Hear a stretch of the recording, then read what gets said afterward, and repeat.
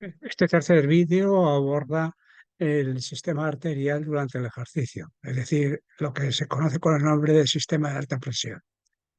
Para ello, las estructuras de las arterias es fundamental en adaptarse y mantener el incremento de presión.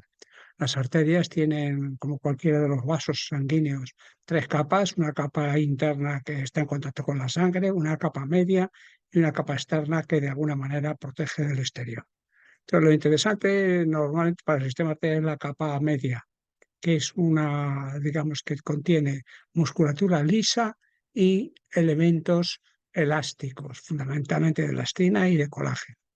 Entonces, a medida que nos vamos alejando del corazón, las arterias aumenta la cantidad de músculo liso y disminuye la cantidad de, de, de tejido elástico, de tejido elástico. Bien, ¿y eso qué consigue? Pues mantener digamos, mantener un valor de presión arterial media a lo largo del ciclo. Entonces aquí tiene una figura clásica en la cual se ven las grandes arterias y luego las venas. Este venoso, como va aún disminuyendo, lógicamente, el calibre, es decir, el diámetro de los vasos, como el espesor también va disminuyendo, pero lo más interesante aquí es la cantidad, como he referido, de elastina, que como se ve en la aorta es muy grande y luego va decreciendo a medida que nos alejamos del corazón, mientras que la musculatura lisa es al contrario. Poca musculatura lisa en la aorta y va aumentando a medida que nos alejamos del corazón. Bien, eh, la red arterial, ¿qué es lo que hace? Pues la red arterial lo que hace es mantener el incremento de presión generado por el ventrículo izquierdo. Aquí tiene una imagen clásica en la cual se ha omitido la mayor parte de los eventos que hay en el ciclo y se ha dejado solo la presión. Entonces, la presión del ventrículo izquierdo sube paulatinamente, de forma muy aguda durante la sístole, alcanza su valor máximo y luego desciende otra vez hasta prácticamente quedarse a cero. Y luego otra vez se vendría la diástole y se volvería a repetir otra vez la curva de presión. Bien, esta curva generada por el ventrículo izquierdo en este caso, pues se transmite obviamente a la aorta, de tal manera que la aorta, que viene con una presión inferior, cuando se produce la eyección, aumenta la presión, ¿vale?, con esta especie de melladura que tiene ahí, y luego disminuye. Se produciría la diástole y se volvería otra vez a producir. Entonces, ¿qué es lo que llama la atención aquí? Pues que primero, que las ondas, la onda de presión se va manteniendo durante todo, digamos, el árbol arterial, prácticamente sin decremento, y que luego al llegar a los capilares desciende bruscamente y que en la zona venosa, como veremos, disminuye. Bien, entonces, las características estructurales de las arterias permiten mantener la onda de presión y lo que es más importante, mantener un valor de presión arterial media, no presión arterial sistólica o diastólica, sino media. Entonces, durante la sístole, la presión ejercida por el ventrículo hace que se expandan las arterias y, como son elásticas, vuelven otra vez a su situación normal durante la diástole, que se produce un descenso de la presión del ventrículo y, debido a la elasticidad de las arterias, se vuelve a su situación normal. Es de notar que, a diferencia del ventrículo, la presión no cae a cero, sino que se mantiene en 80 durante la diástole. Por lo tanto, a la diferencia es notable porque aquí se genera una presión, la que ejerce el ventrículo es transmitida en la arteria, 120, pero luego cae a cero, mientras que en la circulación y en la aorta y en cualquier arteria, pues no cae a cero, sino cae a 80. Bien. ¿Cómo calcular o estimar la presión arterial media? Pues hay varias maneras. Claro, la más exacta es hacer la integral de esta función y el área comprendida entre el eje, digamos, de abscisas y la función, pues sería la presión, digamos, el valor de presión. Y a partir de ahí se calcularía la media. Claro, obviamente, ni que decir tiene que esto, primero, la onda es muy difícil de conocer su función y, en segundo lugar, pues no tiene sentido. Con lo cual, pues se puede bueno, el otro problema es metiendo un dispositivo de presión en la arteria. Claro, utilizando la fórmula siguiente, que la presión arterial media igual a la presión diastólica más un tercio de la diferencia entre la presión sistólica y la presión diastólica. Esta es la que de alguna manera más se acerca a los valores de presión calculados por otros procedimientos, como son la de la introducción de un catéter. Es decir, la más precisa, pero no deja de ser un poco más engorrosa porque tiene ahí un tercio de la diferencia entre las dos valores de presión. ¿Cuál es la aproximación más sencilla? Pues hacer la media aritmética, muy sencilla, muy rápida y es una aceptable aproximación a los valores reales de la presión. Entonces aquí abajo lo que tenemos es la onda de presión de la aorta, por ejemplo, con su cenit sistólico y con su valor más bajo diastólico. Y aquí lo que tenemos es la onda de pulso. ¿Qué es la onda de pulso? La onda de pulso es la deformación que experimentan las arterias cuando se produce la onda de presión. Es decir, aquí se deforma y aquí vuelve a su estado original. Se deforma y vuelve a su estado original. Es lo que conocemos vulgarmente como el pulso y que nos permite determinar el número de veces que el corazón se contrae, es decir, la frecuencia cardíaca. Bien, ¿qué pasa con la presión arterial al ejercicio de intensidad creciente, es decir, dinámico? Pues que bueno, la presión sistólica va aumentando directamente proporcional a la intensidad y la presión diastólica, bueno, aquí pone que sube, pero realmente se mantiene o incluso baja ligeramente. Según la ecuación general, pues claro, a medida que aumentan las necesidades, es decir, por la intensidad, pues mayor presión, mayor flujo que bombea el corazón y mayor flujo que discurre por las arterias. Claro, digamos, estas mayores necesidades se transmite a toda la labor arterial, ¿de acuerdo? Entonces aumenta la presión sistólica de forma proporcional y la presión diastólica se mantiene, como ya hemos dicho. De tal manera que la presión arterial media, que es la que realmente interesa, aumenta también de forma proporcional, aunque, digamos, y asegura, lógicamente, el aporte de oxígeno y el aporte de nutrientes en cualquier situación, sea sístole o diástole. Bien. ¿Y qué pasa cuando el ejercicio es de intensidad dinámico, de intensidad constante, es decir, los típicos contrarreloj, etcétera, etcétera? Bueno, pues aquí tenemos los valores de presión a diferentes intensidades, al 40, al 60 y al 75%.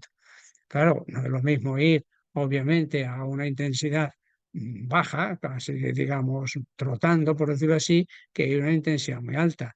Claro, la presión sistólica o la presión arterial media se va manteniendo, más o menos, y la presión arterial, digamos, media también a esa intensidad, al 60%, se va manteniendo, mientras que la presión arterial media durante un ejercicio del 75% tiende a subir.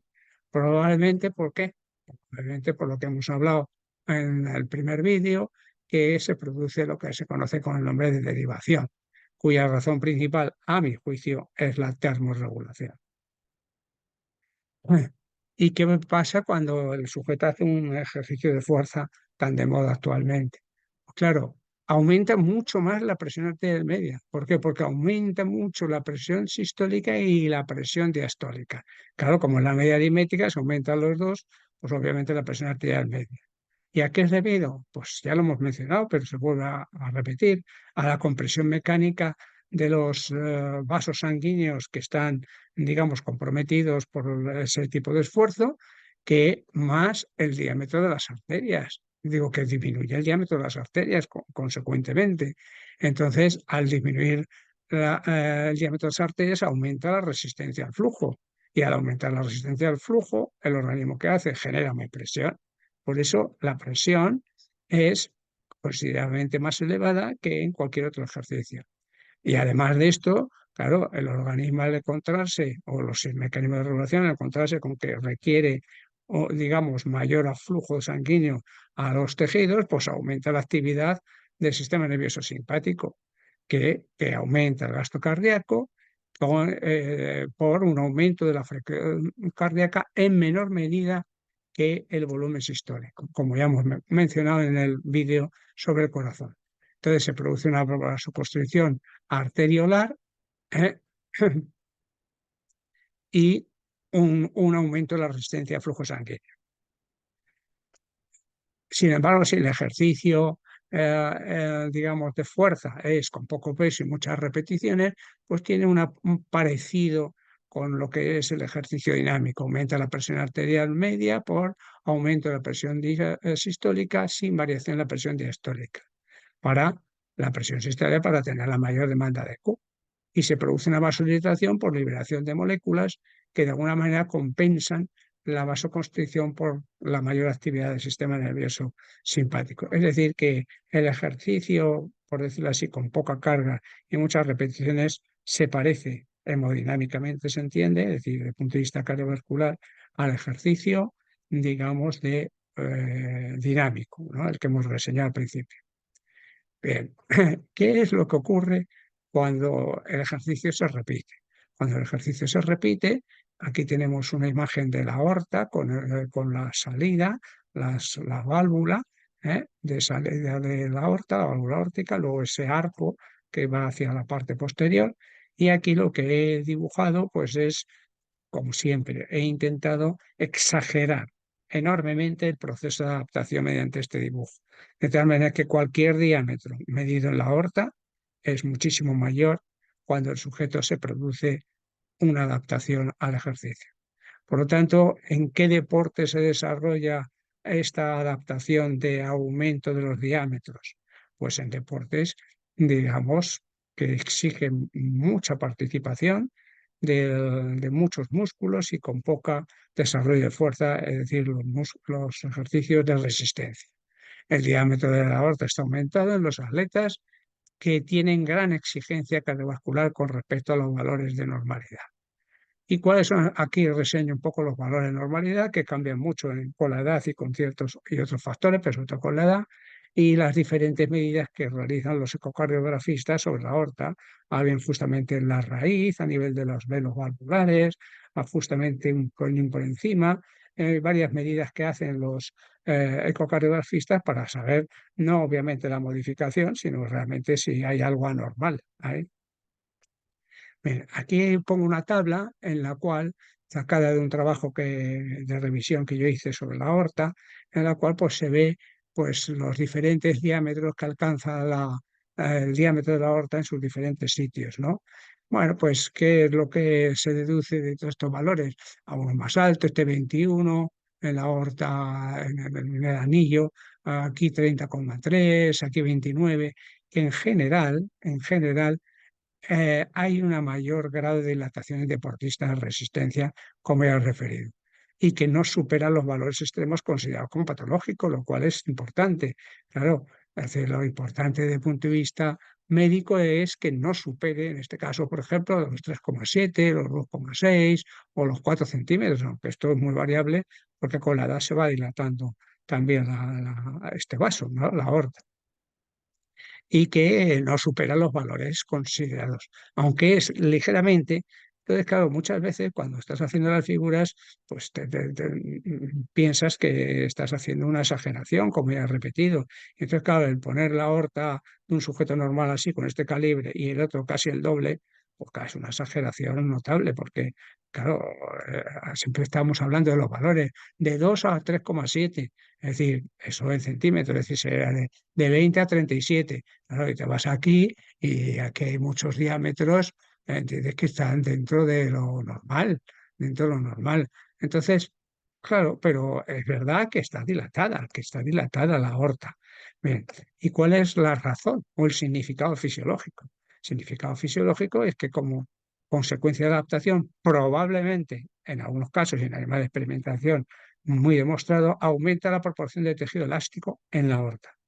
Y entonces al aumentar la proporción de tejido elástico, la aorta se vuelve más elástica y tiene mayor tendencia a la dilatación. ¿Y para qué se consigue esto? Para amortiguar la presión ejercida que va a ser mayor durante el ejercicio físico. Bien. La consecuencia a largo plazo, yo por eso lo pongo aquí en interrogantes. Yo sinceramente, no me lo creo. No me lo creo, pero está reseñado que disminuye a largo plazo la presión arterial sistólica y diastólica a largo plazo. Es decir, dicho de otra manera, que aquellas personas que hacen ejercicio físico o han hecho ejercicio físico, durante eso, pues sus valores de presión eh, están más cerca de lo normal. Claro, si sigues haciendo ejercicio, si dejas de hacer ejercicio, me parece a mí que eso es igual, ¿no? Para cualquier persona. Y además tengo mis dudas yo de que esto sea así, por eso está puesto en interrogantes. Bien, pues con esto hemos terminado lo que sería digamos, el sistema arterial durante el ejercicio físico.